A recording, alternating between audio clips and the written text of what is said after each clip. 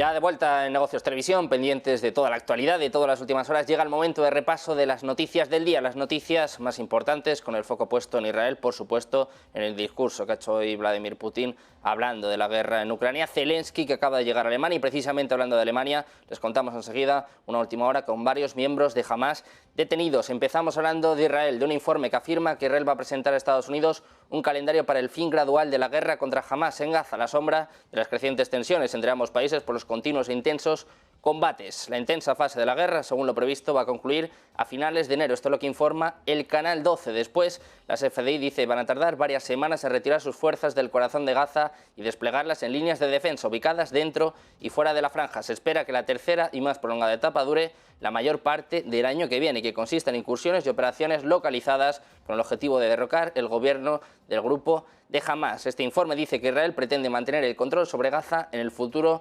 previsible. Seguimos hablando de Israel. El ministro de Defensa israelí, Yoav Gallant, va en la misma línea. Está asegurando que se encuentra, precisamente en el momento en el que se encuentra de visita en Israel, que van a necesitar varios meses más para derrotar a Hamás la franja de Gaza, en un momento en el que Estados Unidos también está enfrentando la presión internacional, con coste político incluso para el propio Biden, que está presionando a Israel. Gallant ha dicho que durante más de una década Hamás ha estado construyendo su infraestructura bajo tierra y sobre la tierra, y que para destruir al grupo islamista va a necesitar un largo periodo de tiempo. Dice Gallant, durará más de varios meses, pero eso sí, vamos a ganar y les vamos a destruir. Ojo al aviso de Israel, que dice que va a necesitar más tiempo de lo que esperaba para derrotar a Hamás. Pendientes también de Gaza, donde todos los servicios de internet y telefonía se han vuelto a caer. Esto es lo que dicen las principales empresas de telecomunicaciones de la región, en concreto Paltel y Yahwal. Dicen que la interrupción ha sido resultado de la agresión continua por parte de Israel. Los servicios de telecomunicaciones e internet han sido cortados varias veces en Gaza desde que estallara la guerra el pasado 7 de octubre. Foco puesto ahora en Alemania. Ojo a lo que está anunciando la Fiscalía Federal. Varios miembros de la organización terrorista de Hamás han sido detenidos en la capital. Se trata del Hamid, nacido en el Líbano, y ciudadano egipcio Mohamed, además también que nació en el Líbano. Ambos han sido arrestados temporalmente. Por lo tanto, se sospecha que estos arrestados quieren localizar un depósito de armas y mantenerlo preparado para ataques a instituciones judías. En octubre de 2023 buscaron varias veces las armas que probablemente estaban escondidas cerca de la capital. En los últimos años está previsto que estos tres hombres comparezcan ante el magistrado mañana. Además, hay un ciudadano holandés detenido en Rotterdam. Esto se ha hecho a petición de Alemania. El hombre de 57 años fue arrestado a instancias de las autoridades alemanas. En un momento en el que Zelensky acaba de llegar a Alemania, acaban de ser arrestados varios miembros de Hamás en Berlín. Ponemos el foco ahora en Irán. El comandante de la Guardia Revolucionaria iraní, Hossein Salami, ha afirmado este jueves que el colapso de Israel es inminente y argumenta que son tan débiles que no pueden tolerar la existencia de mujeres y niños palestinos. Dice que su trabajo está básicamente matarles y que la victoria para ellos es asesinar a mujeres, ancianos y niños. Dice además que la ofensiva israelí contra la Franja de Gaza ha provocado un odio global hacia Israel. Esto es lo que está informando la agencia de noticias Tasnim. Además, el propio Salami ha dicho que este odio global no tiene diferencias ya entre musulmanes y no musulmanes, que las calles de Londres y Europa se están alzando contra Israel y que están habiendo incluso protestas cerca de la Casa Blanca. Salami subraya que Estados Unidos ha perdido la moral y ha adelantado que Washington va a perder en el escenario político de forma gradual. Dice, ahora todo el mundo se ha dado cuenta de que Estados Unidos está marcado por pensamientos podridos y que no saben más que torturar, cercar naciones y oprimir.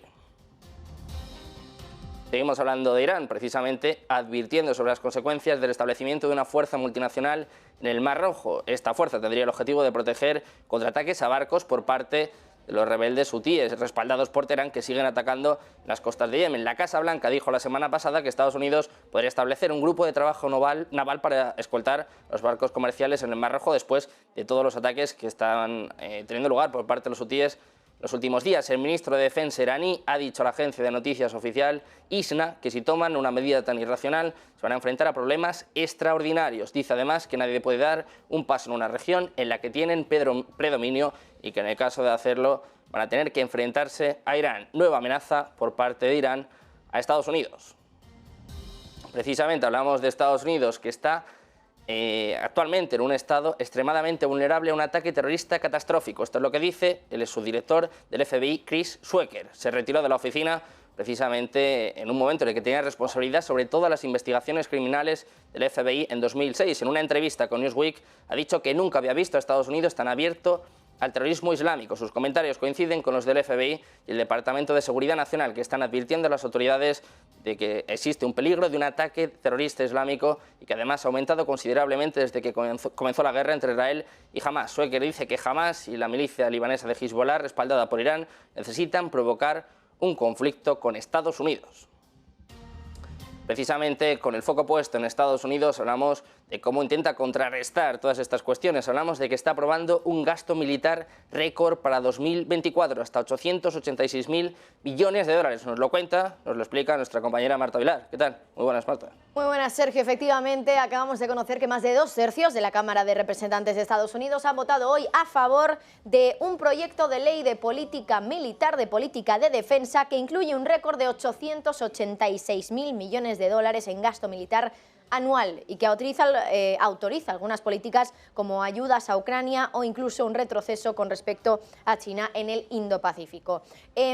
Bueno, lo que conocemos ahora es que esos 886.000 millones de dólares es un 3% más que el año pasado y significa que bueno, el Congreso ha aprobado esta ley ya durante 63 años consecutivos, ley de gasto militar, que sería para el año fiscal 2024.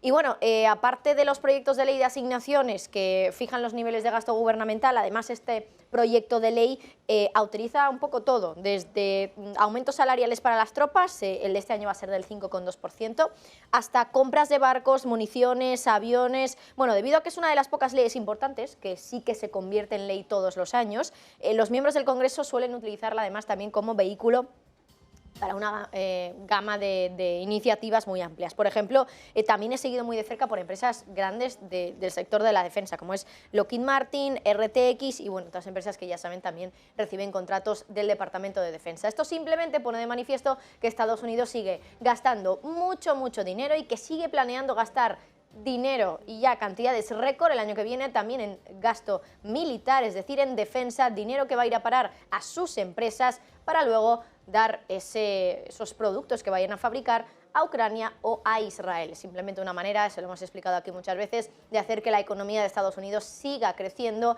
a raíz de aumentar el gasto.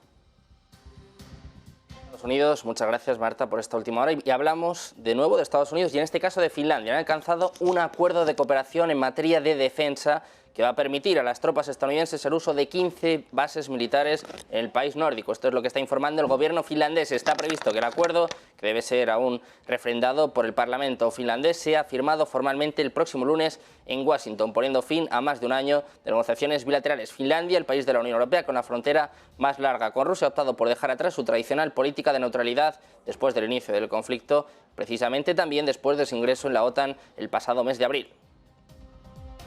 Hablamos de nuevo de Finlandia. El gobierno finlandés va a volver a cerrar totalmente la frontera oriental con Rusia este mismo jueves, el mismo día en el que han sido reabiertos a modo de prueba 2 de sus 8 cruces fronterizos debido, según dicen, a la inusual cantidad de refugiados, según anuncia la ministra del Interior, Mari Rantanen. Durante las pocas horas que han permanecido abiertos, al menos 62 refugiados de Oriente Medio y África han cruzado los pasos de Valima y Nirala en la franja sur, cuando en condiciones normales, dice Finlandia, que la media era de un solicitante de asilo al día en toda la frontera. Apuntan a que parece que ha ocurrido exactamente lo que se temían, es decir, que la llegada instrumentalizada al país y la incitación a que la gente busque asilo en la frontera han comenzado prácticamente de inmediato. Esto es lo que dice la titular de Finanzas, Riikka Purra, con Finlandia, que vuelve a cerrar la frontera con Rusia.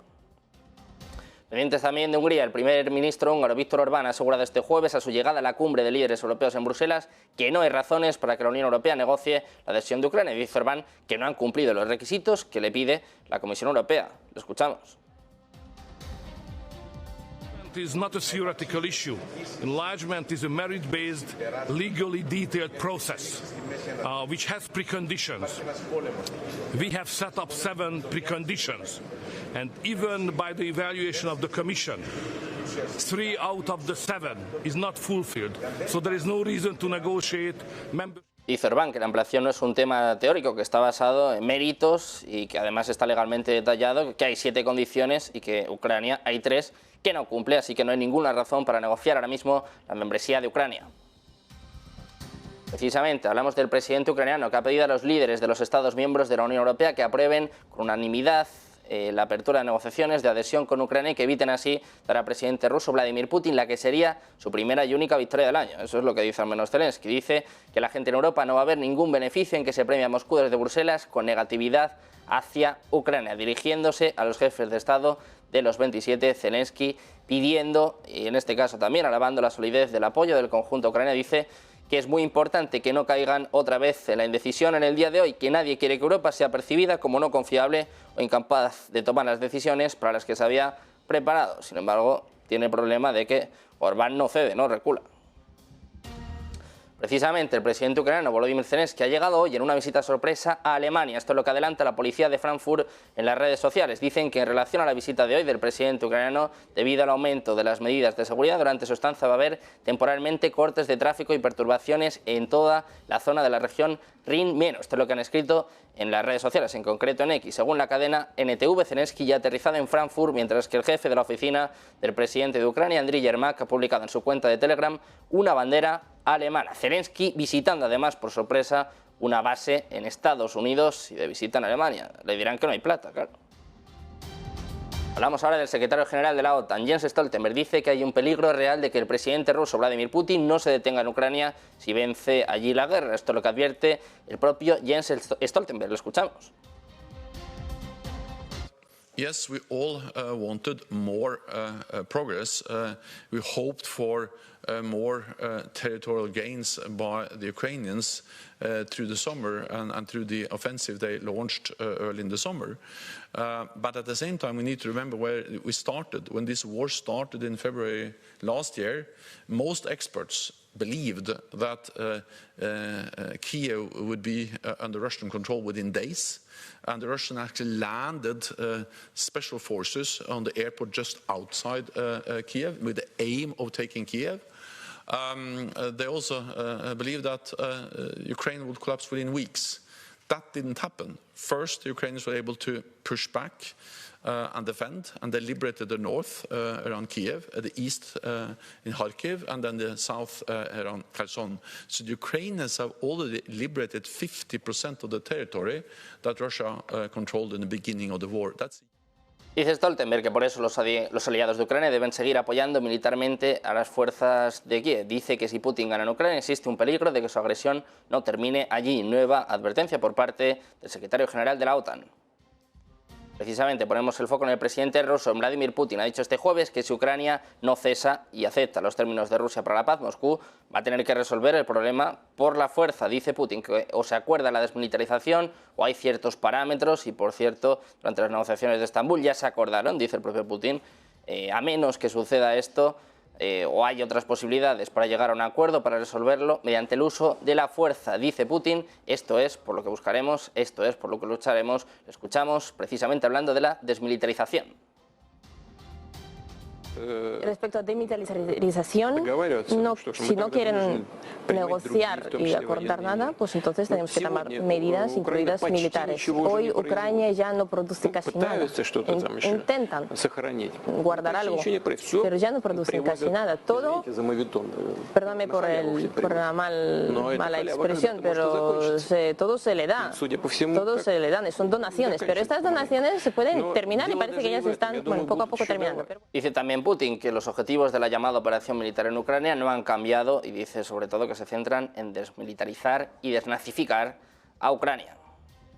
Precisamente seguimos hablando de Putin, de este discurso de prácticamente 4 horas que ha tenido lugar en el día de hoy, donde ha dicho también que los soldados ucranianos han fracasado en todas partes en su contraofensiva. Dice Putin que están presionando a su gente para que sea finalmente asesinada. Escuchamos en este caso también a Putin diciendo que también van a otros países a pedir dinero y que ahora tienen que demostrar que el ejército ucraniano tiene al menos algunas opciones de lograr algo sin pensar en pérdidas. Ha descrito al liderazgo político de Ucrania como tonto e irresponsable y dice que las fuerzas rusas están avanzando a través de la línea del frente. Dice que sus fuerzas están mejorando su posición en casi toda la línea de contacto y que la situación de sus tropas está mejorando en todas partes. Precisamente lo que venimos contando durante la última semana.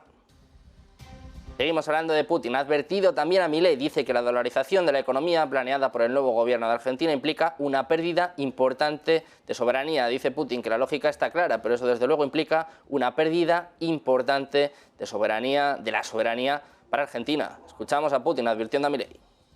Sabemos cuál es la idea del presidente electo de Argentina, la idea de pasar al dólar, de introducir dólar en el territorio del país. Es una decisión soberana. Es que en Argentina la inflación es de un 140%. Hay muchos problemas que también me lo dijeron los presidentes anteriores.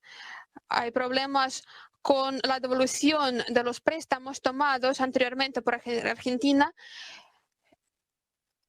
de diferentes fuentes, así que la lógica se entiende. Pero, por supuesto, se trata de una gran pérdida de... El jefe del Kremlin ha mencionado la alta inflación en el país latinoamericano, que insiste Putin en que es del 143%, pero eso sí, la decisión del gobierno del presidente Javier Milei forma parte del derecho soberano de cada país. Seguimos hablando de Rusia. Las autoridades han incluido este jueves al jefe de la inteligencia militar ucraniana, Kirill Budanov, en su lista de personas buscadas por considerar a esta organización responsable de varios atentados contra Rusia. El nombre de Kirill Budanov aparece ya en la base de datos del Ministerio del Interior ruso de personas buscadas por infracciones del Código Penal. Dirigía precisamente al Departamento de Inteligencia Militar del Ministerio de Defensa ucraniano desde 2020 y está acusado por haber organizado el atentado de octubre de 2022 que destruyó parcialmente el puente que une Crimea con Rusia. Hablamos ahora de Ucrania, que dice que Rusia ha atacado con el misil Kinzhal, rara vez utilizado, mientras el presidente Vladimir Putin celebraba un importante evento mediático en el que ha prometido ganar la guerra que empezó el año pasado. Aviones de combate Mi-31 que volaban profundamente dentro del territorio ruso dispararon misiles que Putin ha llamado armas hipersónicas. Esto es lo que dice el portavoz de la Fuerza Aérea Yuriy Inat en la televisión local. Apuntan a que un misil ha alcanzado un área no especificada cerca de una ciudad en la región de Kemstik, solo 10 minutos después de que se anunciara la alarma de ataque aéreo, sin dar, eso sí, detalles sobre los daños. También se han escuchado explosiones en la capital, en Kiev, mientras que el ejército ha informado de ataques en varias regiones del país durante la noche y a principios de esta semana. Hablamos de nuevo de Ucrania. Las relaciones normales entre Ucrania y Rusia se han vuelto imposibles desde el golpe posterior a 2014. Esto es lo que ha dicho también, en este caso, en el día de hoy, Vladimir Putin, destacando que Rusia había intentado establecerlas a cualquier coste, dado que los pueblos de Ucrania y Rusia son un solo pueblo a pesar de todo, a pesar de las hostilidades actuales. Según Putin, el golpe de entonces es lo que condujo al conflicto actual que considera una gran tragedia, algo que ya ha repetido en varias ocasiones. Dice Putin que la guerra en Ucrania es una guerra civil entre hermanos, explicando que las buenas relaciones entre Moscú y el sudeste de Ucrania son históricas y que los dirigentes allí siempre han tendido a ser prorrusos. Sin embargo, dice que después del golpe de Estado de 2014 quedó claro que ya no se les iba a permitir por la fuerza construir ningún tipo de relaciones normales con Ucrania. Hablamos ahora de los BRICS. El presidente Vladimir Putin ha criticado este jueves a Occidente por exigir un llamado orden mundial basado en reglas y dice que precisamente la próxima cumbre de los BRICS, bajo la presidencia de Rusia en 2024, va a estar dedicada a establecer un mundo justo y un orden mundial que sea justo. En una conferencia de prensa que, como les decimos, ha durado más de 4 horas, ha hablado también sobre la próxima cumbre de los BRICS. Ha confirmado ya que va a tener lugar en Kazán y dice que va a influir en la situación actual para avanzar en la dirección correcta. El llamado orden mundial basado en reglas en realidad no existe, porque dice Putin, las reglas cambian todos los días dependiendo de la agenda política y los intereses y caprichos de quienes promueven la narrativa predominante. En cuanto al orden mundial basado en reglas, dice que estas reglas no existen, que cambian todos los días y básicamente que esta nueva cumbre de los BRICS viene para desafiar este orden establecido.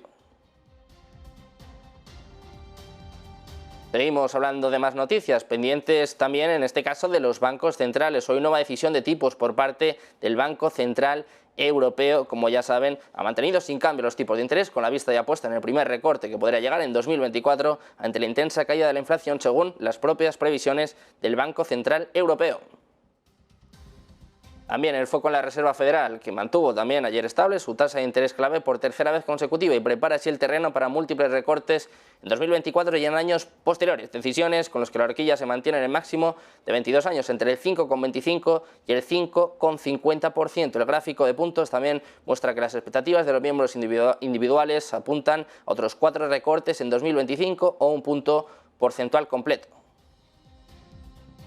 Seguimos pendientes de más noticias, pasamos de hablar de los bancos centrales a hablar de Argentina. El presidente Javier Milei va a asistir a mediados de enero al Foro Económico Mundial que se celebra en la localidad suiza de Davos, donde va a explicar los puntos más salientes de su estrategia económica, según confirman fuentes oficiales. Están indicando en este caso que todavía la prensa no está confirmada, pero que la comitiva que le va a acompañar tampoco está confirmada, pero se estudia extender la gira y que el presidente visite otros puntos como Israel, el Vaticano y Ucrania. Este sería el primer viaje internacional de Javier Milei como presidente, quien antes de asumir debe haber realizado una gira por los Estados Unidos. La participación de Milei en el foro de Davos será la tercera en forma consecutiva que realice un jefe de Estado argentino. Antes lo hicieron Mauricio Macri y Alberto Fernández, el primero de manera presencial, el segundo virtualmente. Hasta aquí las noticias del día, las noticias más importantes, más destacadas de hoy. Vamos con una breve pausa y enseguida seguimos con la mejor programación. Enseguida comienza Talking City, pues aquí en Negocios Televisión.